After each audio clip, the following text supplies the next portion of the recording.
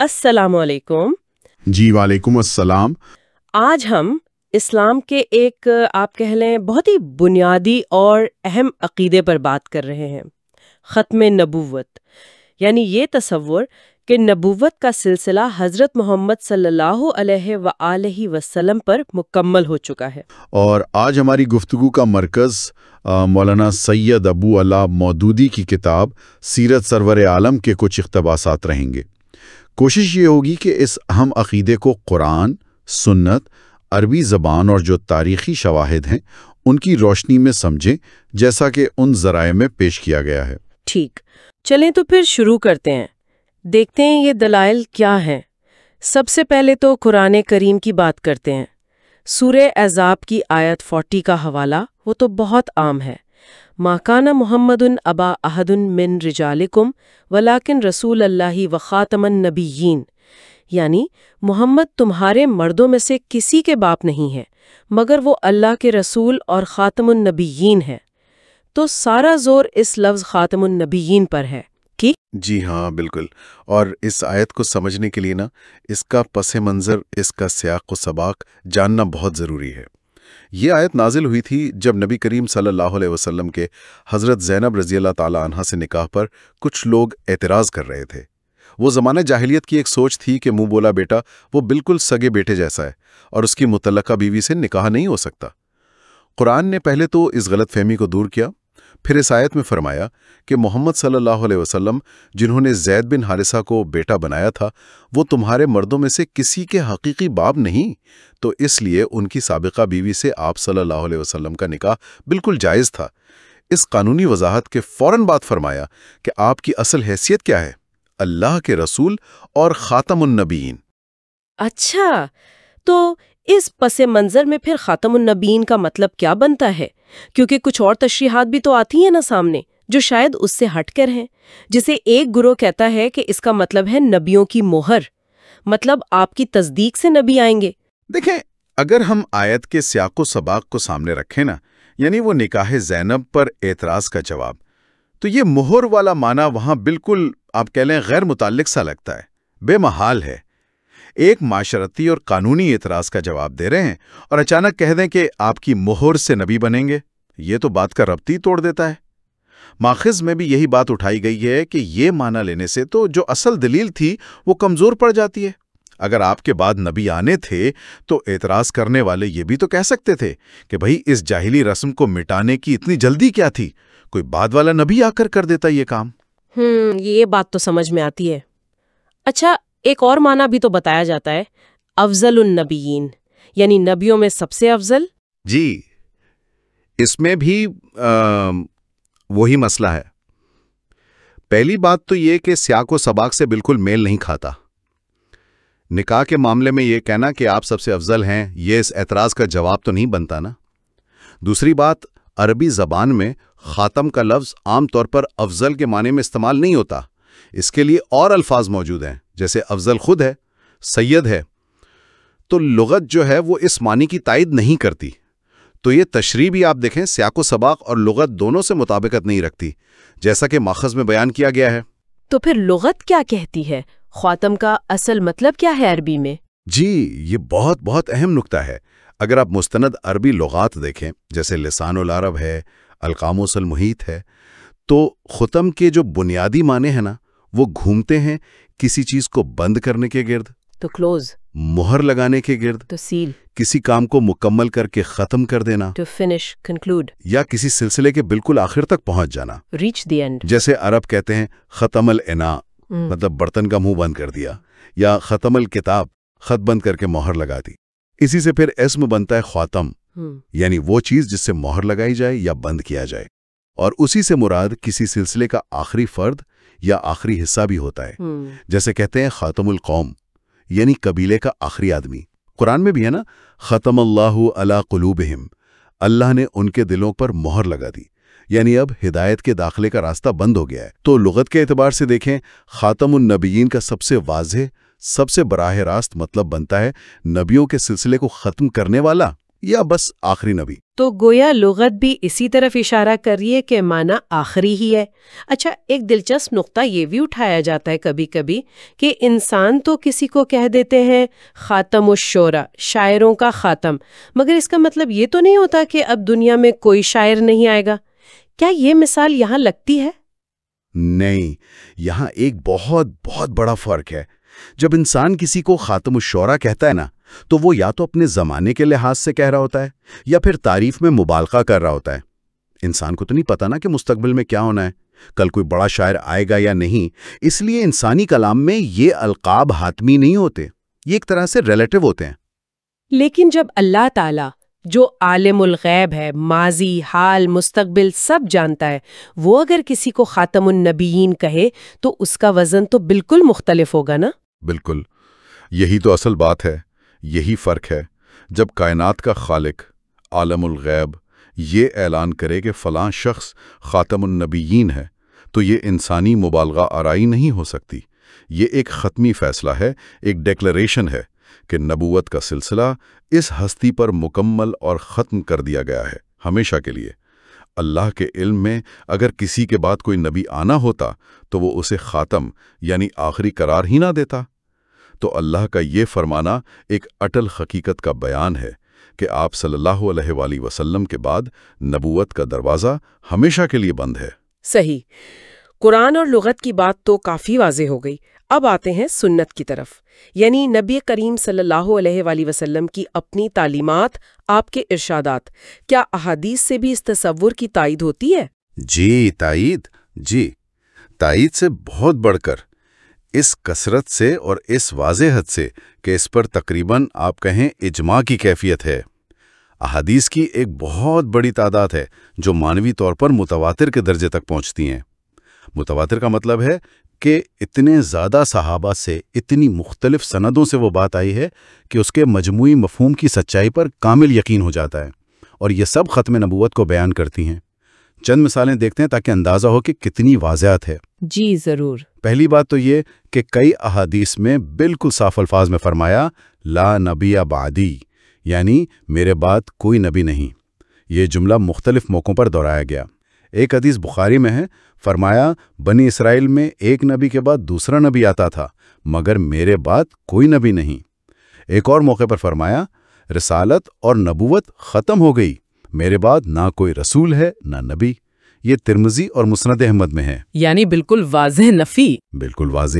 پھر تمثیل سے بھی سمجھایا۔ ایک بہت مشہور مثال ہے وہ محل والی، کہ آپ صلی اللہ علیہ وآلہ وسلم نے نبوت کی عمارت کی مثال دی کہ ایک خوبصورت محل بنایا گیا، مکمل، بس ایک اینٹ کی جگہ خالی تھی۔ لوگ آتے، تعریف کرتے، مگر پوچھتے کہ یہ آخری اینٹ کیوں نہیں لگی؟ آپ نے فرمایا فَأَنَا اللَّبَنِتُ وَأَنَا خَاتَمُ النَّبِيِّينَ، یعنی میں وہ آخری اینٹ ہوں اور میں نبیوں کا سلسلہ ختم کرنے والا ہوں۔ یہ بخاری اور مسلم دونوں میں ہے۔ مطلب میرے آنے سے یہ نبوت کی عمارت مکمل ہو گئی، اب کوئی جگہ باقی نہیں۔ یہ تو بہت خوبصورت مثال ہے۔ جی، پھر خاص مواقع پر بھی اس کی تاکید کی، جیسے غزوہ تبوک کا موقع تھا۔ حضرت علی رضی اللہ عنہ کو مدینہ میں اپنا نائب مقرر فرمایا۔ وہ جنگ میں نہ جانے پر کچھ کبیدہ خاطر ہوئے، تھوڑا افسردہ ہوئے، تو آپ صلی اللہ علیہ وسلم نے تسلی دی، فرمایا تمہاری میرے ساتھ وہی نسبت ہے جو ہارون علیہ السلام کی موسیٰ علیہ السلام کے ساتھ تھی، مگر فرق یہ ہے کہ میرے بعد کوئی نبی نہیں، لا نبی بعدی۔ یہ بھی بخاری مسلم میں ہے، یعنی جیسے موسیٰ کوہ طور جاتے ہوئے ہارون کو نائب بنا گئے، جو نبی بھی تھے تو میرے نائب ہو، مگر نبی نہیں ہو سکتے کیونکہ میرے بعد نبوت ہے ہی نہیں۔ یعنی ہر پہلو سے وضاحت کر دی۔ بالکل۔ پھر آپ صلی اللہ علیہ وسلم نے اپنے ناموں کا ذکر کیا۔ اپنا ایک نام بتایا العاقب، اور خود ہی اس کی تشریح فرمائی، العاقب الذی لیس بعدہ نبی، یعنی عاقب وہ ہے جس کے بعد کوئی نبی نہ ہو۔ یہ بھی بخاری مسلم میں ہے۔ یعنی نام ہی یہ رکھ دیا جس کا مطلب ہے آخری۔ جی، پھر مستقبل کی خبریں دیں۔ فرمایا میری امت میں 30 کذاب پیدا ہوں گے۔ کذاب یعنی بڑے جھوٹے، ہر ایک دعویٰ کرے گا کہ وہ نبی ہے، حالانکہ میں خاتم النبیین ہوں، میرے بعد کوئی نبی نہیں۔ یہ ابو داؤد اور ترمذی میں ہے۔ یہ تو پیشن گوئی بھی ہو گئی۔ جی، پھر دوسروں کے مقام کا ذکر کرتے ہوئے بھی یہ بات واضح کی۔ حضرت عمر رضی اللہ عنہ کی شان بیان کرتے ہوئے فرمایا اگر میرے بعد کوئی نبی ہوتا تو عمر بن خطاب ہوتے۔ یہ ترمذی میں ہے۔ اس کا صاف مطلب ہے کہ کوئی نبی نہیں ہونا، ورنہ اگر کوئی گنجائش ہوتی تو عمر ہوتے۔ صحیح۔ پھر وحی کی نوعیت پر بات کی۔ ایک بار فرمایا کہ میرے بعد نبوت نہیں رہی، صرف مبشرات باقی ہیں۔ صحابہ نے پوچھا، یا رسول اللہ یہ مبشرات کیا ہیں؟ فرمایا، اچھے خواب۔ یہ مسند احمد میں ہے۔ یعنی وحی نبوت بند ہو گئی، اب بس اچھے سچے خوابوں کے ذریعے اللہ کی طرف سے کوئی اشارہ مل سکتا ہے۔ ایک اور حدیث میں فرمایا کہ پچھلی امتوں میں محدث ہوتے تھے۔ محدث یعنی جن سے اللہ کلام کرتا تھا الہام کے ذریعے، بغیر اس کے کہ وہ نبی ہوں۔ پھر فرمایا اگر میری امت میں کوئی محدث ہوتا تو وہ عمر ہوتے۔ یہ بخاری مسلم میں ہے۔ یہاں بھی واضح کیا کہ محدث ہونا، الہام ہونا، یہ نبوت نہیں ہے۔ یہ تو واقعی احادیث کا ایک سمندر ہے جو ایک ہی بات کہہ رہا ہے۔ ایک حدیث وہ مسجد نبوی والی بھی تو ہے، میری یہ مسجد آخری مسجد ہے۔ بعض لوگ اس سے شاید غلط مطلب نکالنے کی کوشش کرتے ہیں۔ جی ہاں، وہ حدیث صحیح مسلم میں ہے۔ آپ نے فرمایا، انا خاتم الانبیاء و مسجدی ہادہ خاتم و مساجد الانبیاء، یعنی میں انبیاء کا خاتم ہوں اور میری یہ مسجد انبیاء کی مساجد میں سے خاتم یعنی آخری ہے۔ اب اس سے یہ نتیجہ نکالنا کہ جیسے اس مسجد کے بعد اور مسجدیں بنیں گی تو آپ کے بعد نبی بھی آ سکتے ہیں، یہ بالکل غلط استدلال ہے۔ یہ حدیث کے سیاق و سباق کو نظر انداز کرنا ہے۔ اصل بات یہ ہے کہ اسلام میں 3 مساجد کی خاص فضیلت ہے جن کی طرف ثواب کی نیت سے سفر کیا جا سکتا ہے: مسجد الحرام، مسجد اقصی اور مسجد نبوی، اور یہ تینوں انبیاء سے منسوب ہیں۔ آپ صلی اللہ علیہ وسلم کے فرمان کا مطلب یہ تھا کہ ان فضیلت والی انبیاء کی بنائی ہوئی یا ان سے منسوب مساجد کے سلسلے میں میری مسجد آخری ہے، کیونکہ میں آخری نبی ہوں۔ اب کوئی نبی نہیں آئے گا جو چوتھی ایسی فضیلت والی مسجد بنائے گا۔ اس کا یہ مطلب ہرگز نہیں تھا کہ دنیا میں عام مساجد نہیں بنیں گی یا نبوت جاری رہے گی۔ یہ وضاحت بہت اہم تھی، شکریہ۔ تو قرآن ہو گیا، سنت ہو گئی، اب تیسری بڑی دلیل جو پیش کی جاتی ہے وہ ہے صحابہ کرام رضی اللہ عنہ کا عمل اور ان کا اتفاق رائے یعنی اجماع۔ آپ صلی اللہ علیہ وسلم کے دنیا سے جانے کے فوراً بعد کیا ہوا، اس حوالے سے؟ جی، یہ پہلو بھی بہت فیصلہ کن ہے تاریخی طور پر۔ آپ کے وصال کے فوراً بعد نبوت کے کئی جھوٹے دعوے دار کھڑے ہو گئے۔ ان میں سب سے زیادہ طاقتور تھا مسیلمہ کذاب۔ اب دلچسپ بات یہ ہے، جیسا کہ ماخذ میں بھی ذکر ہے، کہ مسیلمہ آپ صلی اللہ علیہ وسلم کی نبوت کا سرے سے انکار نہیں کر رہا تھا۔ وہ تو کہتا تھا کہ مجھے بھی آپ کے ساتھ نبوت میں شریک کیا گیا ہے۔ اس نے اذان میں اشہد ان محمدن رسول اللہ کا کلمہ بھی باقی رکھا تھا۔ اچھا، یعنی وہ ایک طرح سے پارٹنرشپ کا دعویٰ کر رہا تھا نبوت میں، مکمل انکار نہیں۔ بالکل بالکل، وہ شراکت کا دعوے دار تھا۔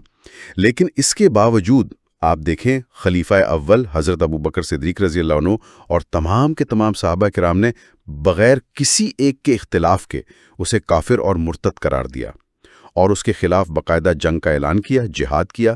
کسی ایک صحابی نے بھی یہ نہیں کہا کہ بھئی چونکہ وہ کلمہ پڑھتا ہے اور آپ صلی اللہ علیہ وسلم کو بھی مانتا ہے تو شاید اسے مسلمان ہی سمجھا جائے یا کوئی رعایت دی جائے۔ اور پھر جنگ کے بعد کا سلوک، جو لوگ پکڑے گئے ان کے ساتھ کیا ہوا، یہ بھی تو اہم ہوگا نا؟ بہت زیادہ اہم۔ جنگ میں مسیلمہ تو مارا گیا، اس کے جو ماننے والے تھے قبیلہ بنو حنیفہ کے لوگ جو قید ہوئے، ان کی عورتوں اور بچوں کو جنگی قیدی یعنی غلام بنایا گیا۔ اب اسلامی قانون میں یہ بات بالکل طے شدہ ہے، واضح ہے کہ اگر مسلمان آپس میں لڑ پڑیں، جیسے کوئی باغی گروہ حکومت سے لڑے، تو ان کے قیدیوں کو غلام نہیں بنایا جا سکتا۔ یہاں تک کہ اگر ریاست کے غیر مسلم شہری یعنی ذمی بغاوت کریں تو انہیں بھی غلام نہیں بنایا جاتا۔ غلام صرف ان غیر مسلموں کو بنایا جاتا ہے جو باہر سے حملہ آور ہوں۔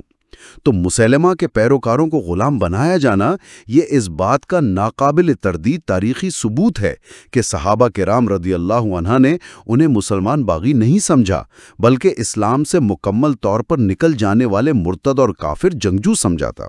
تو اس سے یہ ثابت ہوا کہ صحابہ کے نزدیک آپ صلی اللہ علیہ وسلم کے بعد نبوت کا دعویٰ کرنا، چاہے وہ کتنا ہی ملا جلا کیوں نہ ہو، آپ کی نبوت کے اقرار کے ساتھ ہی کیوں نہ ہو، وہ اسلام سے خارج ہو جانا ہے۔ جی ہاں، بالکل، اور اس پر پوری صحابہ اکرام کی جماعت کا اتفاق تھا، جسے اجماع کہتے ہیں۔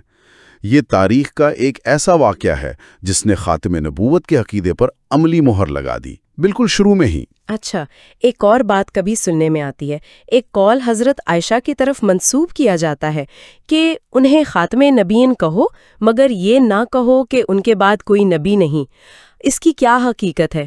جی، یہ ایک روایت ہے جس کا ذکر ماخذ میں بھی کیا گیا ہے، اور محدثین کے نزدیک اس کی کوئی مستند حیثیت نہیں ہے، بالکل بھی نہیں۔ یہ حدیث کے کسی بھی معتبر کتاب میں، سیاہ ستہ میں یا بڑی مسانید میں کہیں موجود نہیں، بلکہ بہت بعد کی بعض غیر مستند کتابوں میں بغیر کسی قابل اعتبار سند کے یہ بات نقل ہوئی ہے۔ تو ایسی کمزور، مشکوک اور بے سند بات کو قرآن کی واضح آیت خاتم النبیین کے مقابلے میں لانا، یا نبی کریم صلی اللہ علیہ وسلم کی سینکڑوں واضح اور متواتر احادیث جیسے لا نبی بعدی ان کے مقابلے میں لانا، اور پھر صحابہ کرام کے قطعی اجماع کے مقابلے میں لانا، یہ کسی طرح بھی علمی دیانت کا تقاضا نہیں ہے۔ جب آپ صلی اللہ علیہ وسلم نے خود اتنی بار اتنی واضحت سے فرما دیا کہ میرے بعد کوئی نبی نہیں، تو بات وہیں ختم ہو جاتی ہے۔ صحیح۔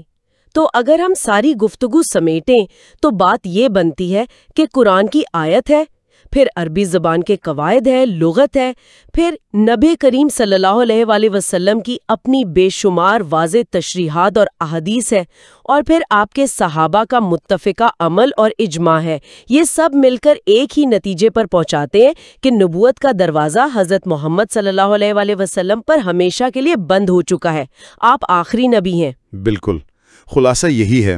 ان تمام دلائل کی روشنی میں جو ماخذ میں پیش کیے گئے ہیں، نتیجہ یہی نکلتا ہے کہ آپ کے بعد کسی قسم کی نبوت، چاہے وہ نئی شریعت والی ہو یا پرانی شریعت کی تابع ہو، براہ راست ہو یا کسی کے ذریعے سے آئے، اس کا کوئی امکان، کوئی گنجائش باقی نہیں۔ اور تاریخی طور پر امت مسلمہ کا متفقہ موقف بھی ہمیشہ سے یہی رہا ہے کہ جو شخص بھی آپ کے بعد نبوت کا دعویٰ کرے وہ دائرہ اسلام سے خارج ہے۔ یہ واقعی ایک جامع بحث رہی جس میں ہم نے فراہم کردہ مواد کی روشنی میں ختم نبوت کے عقیدے سے جڑے مختلف پہلوؤں کو دیکھا۔ آخر میں سامعین کے لیے ایک سوال چھوڑ جاتے ہیں جس پر وہ خود غور کر سکتے ہیں کہ ختم نبوت کا یہ عقیدہ جو مسلمانوں کے ایمان کا اتنا بنیادی حصہ ہے، اس کا امت مسلمہ کی اجتماعی شناخت پر، اس کی وحدت پر اور دنیا میں اس کے کردار پر کیا اثر پڑتا ہے۔ یہ ایک گہرا سوال ہے جس پر یقیناً مزید سوچ بچار کی گنجائش ہے۔